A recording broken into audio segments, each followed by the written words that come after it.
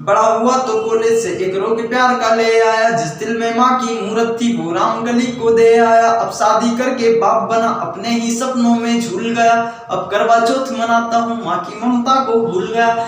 जी, मैं आशीष पवार हूँ और आपने ये कविता कई बार सुनी होगी। सुनील जोगी जी जो हिंदी के बड़े कवि हैं, उनकी ये कविता है वहाँ पर बहुत अच्छी है, आप एक बार उनके यूट्यूब चैनल पर जाके सुनिएगा। और माँ के लिए दुनिया में 6000 भाषाएं हैं, मगर माँ के लिए किसी ने क्या लिखा, किसी ने क्या लिखा। हर एक इंसान अलग अलग प्रकार से अलग अलग भाषाओं में अपनी माँ के लिए कुछ न कुछ लिखने की कोशिश करता है।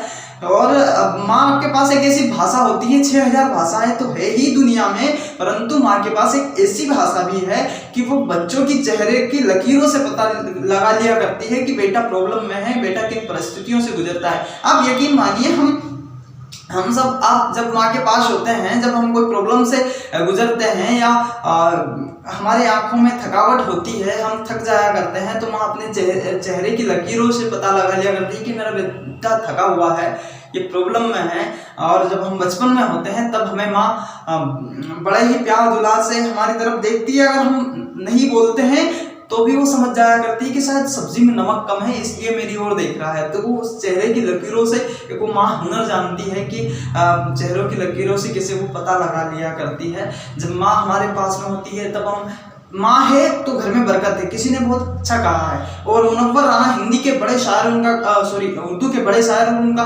बहुत अच्छा शेर है कि किसी को घर मिला किसी को दुका आई, किसी को घर मिला किसी को हिस्से में दुका आई, मैं घर में सबसे छोटा बेटा था, मेरे हिस्से में माँ आई। तो माँ तो सबके, हालांकि सबके हिस्से में माँ है।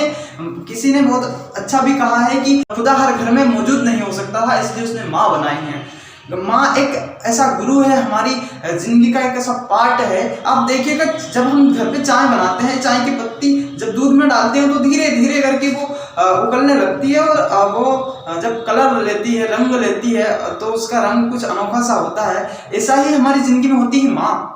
माँ जब हमारे पास में होती है तो हमारी जिंदगी में है, जवानी में धीरे धीरे करके जब वो संस्कार डालती है, जब वो एक संस्कृति की एक भूमि तैयार करती है, एक नया पौधा तैयार करती है, तब हमारी जिंदगी, हमारे बचपन भी महकने लगता है। हम चारों दिशाओं में अपनी यशकीर्ति फैलाने की बातें कर लिया करते, तुलने वाली बातों से हम सबको मोह लिया करते हैं हमारी ओर। जब हम घर पे होते हैं, हमें कोई मार देता है, छेड़ देता है, दोस्त हो या पापा हो, अगर हमें मार देते हैं तो हम माँ से लिपट जाया करते हैं, माँ चिल्लाकर हम माँ के पास चले जाया करते हैं। मैंने बहुत पहले 2 शेर भी कहे थे, और वो आप सबने सुने ही है कि एक शेर तो यूं है कि जब हम बचपन में होते हैं, हमें कोई मार देता है, तो जब मैं गांव से इंदौर की ओर आता हूँ लौट के, जब मैं माँ के पास था तो मैं भी और आप भी ये नहीं समझ पाते थे कि माँ दरअसल क्या है। मगर जब मैं गांव से इंदौर की ओर लौट के आता हूँ तो मेरी माँ की आंख में आंसू होते हैं।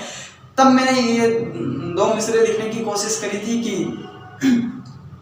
जब मैं माँ के लिए रोया तब मैं माँ को न जान पाया, जब मैं माँ के लिए रोया तब मैं माँ को न जान पाया, जब माँ मेरे लिए रोई तब मैं माँ को जान पाया। ये मिसरे एक बार सीधे कहे हैं, एक बार उल्टे कहे हैं, और इसी को मैं शेर समझता हूँ। और मैंने लिखा था कि ना तेरी गलियों का आशिक हूँ, ना तेरे दिल में रहता हूँ, मैं अपनी माँ का बेटा हूँ, अपने घर को रहता हूँ। जिसमें माँ और महबूब दोनों इंक्लूड है। और बहुत सारे माँ पर बहुत सारी शेर शायरियाँ कही गई हैं दुनिया में। मगर जब हम गर्भ में होते हैं तब हम सोचते हैं कि हम भी बाहर की दुनिया में जाएं, दुनिया के रंग देखें। राजेश रेड्डी साहब बहुत बड़े शायर हैं, और उनका शेर है कि मेरे दिल के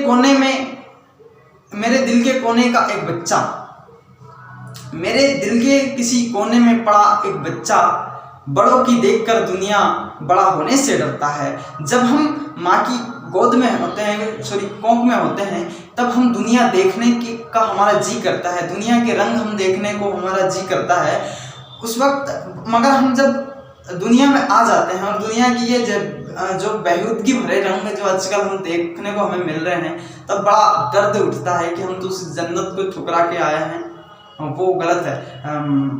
मगर आप सब बहुत बेहद मोहब्बत देते हैं, बहुत प्यार देते हैं।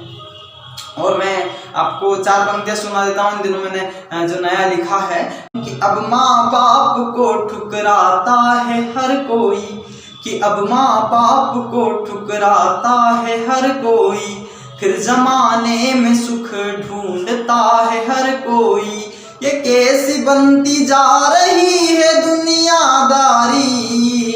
अब मोहब्बत में जिस्म ढूंढता है हर कोई, क्यों हम माँ बाप जैसी जन्नत को ठुकरा करके जमाने में सुख तलाशने की कोशिश करते हैं। क्यों हम इस प्रेम जो प्रधान है उसमें हम क्यों मोहब्बत को भूल करके, प्रेम को भूल करके जिस्म ढूंढने पे उतर आए हैं। मेरे गांव के एक आशीष आचार्य जी मेरे ही नाम राशि के हैं, उनने बहुत पहले 2 पंक्तियां लिखी थी, मुझे याद आ गई, मैं सुना देता हूँ आपको कि 2 मुलाकात क्या हुई हमारी तुम्हारी, 2 मुलाकात क्या हुई हमारी और तुम्हारी, बगावत करने को पूरा जहान उतर आया है।